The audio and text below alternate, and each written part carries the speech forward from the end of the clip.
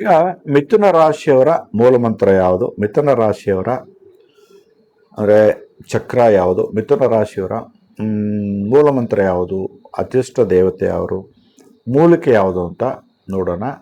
ಈಗಾಗಲೇ ನಾವು ಹಲವಾರು ವರ್ಷಗಳಿಂದ ಮೂಲಿಕೆ ಬಗ್ಗೆ ತಿಳುವಳಿಕೆ ಜನರಲ್ಲಿ ಮೂಡಿಸ್ತಾ ಇದ್ವಿ. ಖಂಡಿತವಾಗ್ಲೂ ಕೂಡ ಸಿದ್ಧರಲ್ಲಿರ್ತಕ್ಕಂಥ ಮೂಲಿಕೆಗಳು ಈಗಾಗಲೇ ನೋಡಿ, ಕರಂಗಾಲಿ ಮಣಿ ಮಾಲೆಗಳು ಹಾಗೆ ಹೀಗೆ ಅಂತೇಳಿ ಇವತ್ತೆಲ್ಲ ಹೆಸರುವಾಸಾಗಿದೆ. ಇದನ್ನೆಲ್ಲ ನಾವು 30 ವರ್ಷ ಮುಂಚಿತವಾಗಿ ಹೇಳಿ ನಾವು ನಮ್ಮ ಗ್ರಾಹಕರಿಗೆ ಕೊಡ್ತಾ ಇದ್ವಿ ಅಲ್ವಾ. ಹಾಗೇನೆ ಮೂಲಿಕೆಗಳು ಅಷ್ಟು ಪವರ್ಫುಲ್ ಆಗಿ, ಅಷ್ಟು ಶಕ್ತಿಶಾಲಿಯಾಗಿ ಇರ್ತಕ್ಕಂಥದ್ದು ಮೂಲಿಕೆ ಪ್ರತಿಯೊಂದು ಕೂಡ.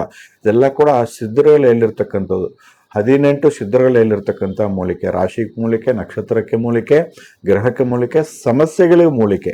ಇದೆಲ್ಲ ನಾವು ಸತತವಾಗಿ 1500ಕ್ಕೂ ಹೆಚ್ಚು ವನಸರಿಗಳನ್ನ ಬಳಕೆ ಮಾಡಿ ಪ್ರತಿದಿನ ಪ್ರತಿ ಅಮಾವಾಸ್ಯೆ ಹುಣ್ಣಿಮೆಗಳನ್ನ ಮಾಡ್ತಾ ಇದ್ವಿ. ಅದರದೇ ಅಂತಹ ಪರಿಹಾರಗಳು ಕಂಡುಕೋತಾ ಇರೋ ನನ್ನ ಗ್ರಾಹಕರು ಖಂಡಿತವಾಗ್ಲೂ ಕೂಡ.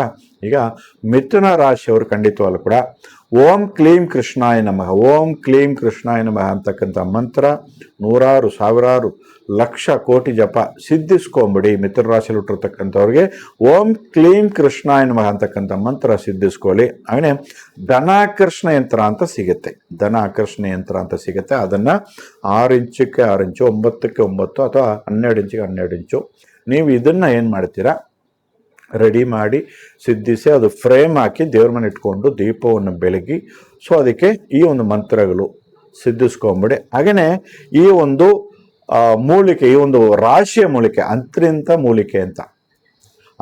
ಮೂಲಿಕೆ ಅಂತಕ್ಕಂಥದ್ದು ಖಂಡಿತವಾಗ್ಲೂ ಕೂಡ ಇಲ್ಲಿಂದ ಇಲ್ಲಿ ಸಿಗೋವಂಥದ್ದು.